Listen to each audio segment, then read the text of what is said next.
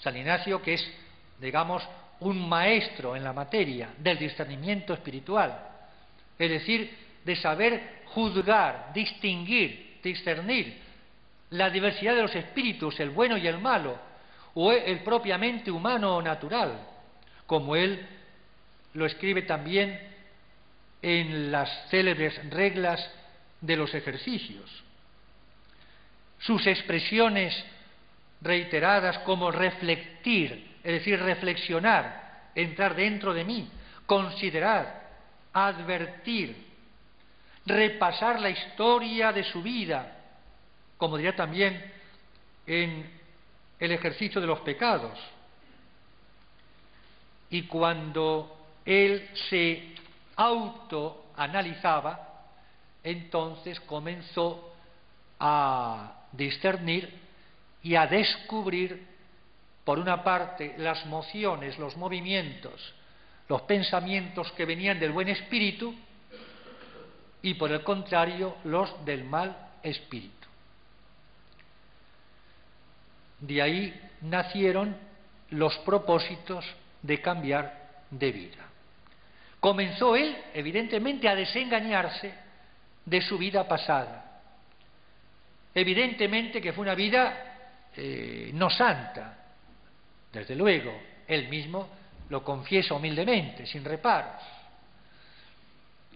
Pero él se desengaña, toma conciencia del tiempo perdido, de las vanidades del mundo, y por eso él mismo, por ejemplo, en el tercer ejercicio de los pecados de la primera semana, nos dice estas palabras.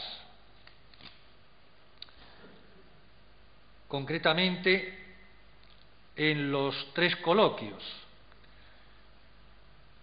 El primer coloquio a Nuestra Señora, para que me alcance gracia de su Hijo y Señor, para 3 cosas.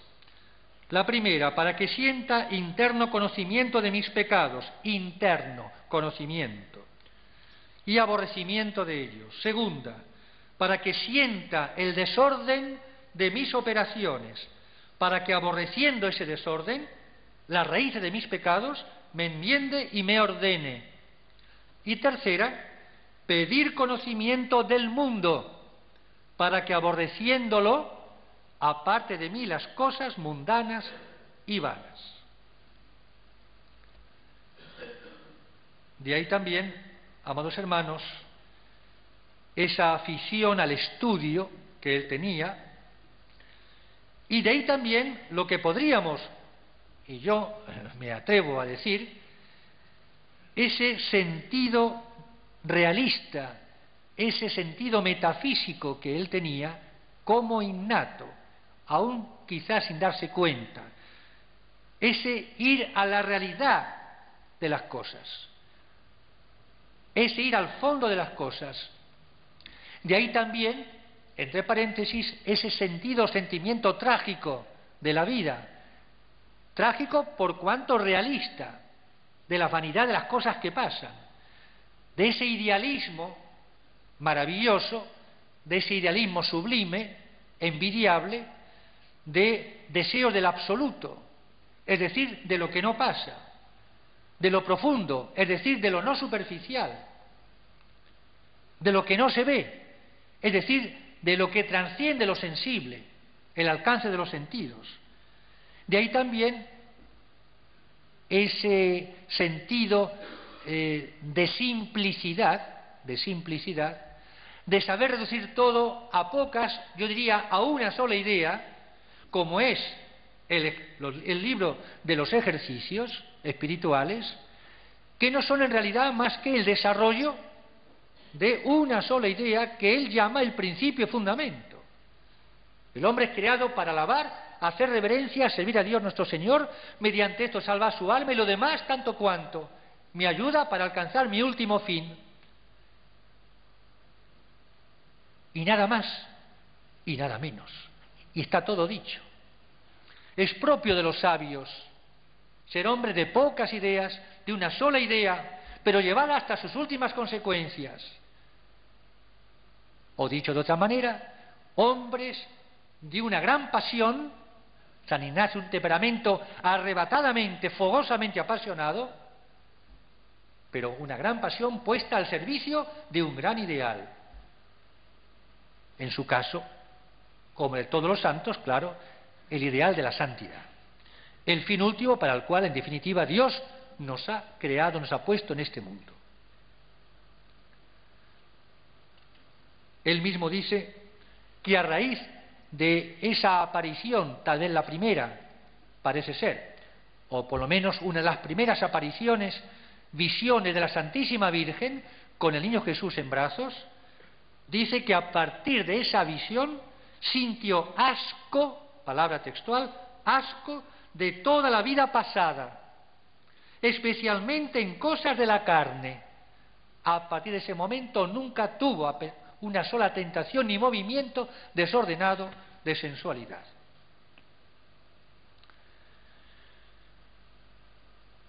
Dice el célebre historiador jesuita especialista, el padre García Villoslada, San Ignacio fue un hombre dotado de una potencia de reflexión tan innata y fuerte que a cada instante lo vemos propenso a replegarse sobre sí mismo.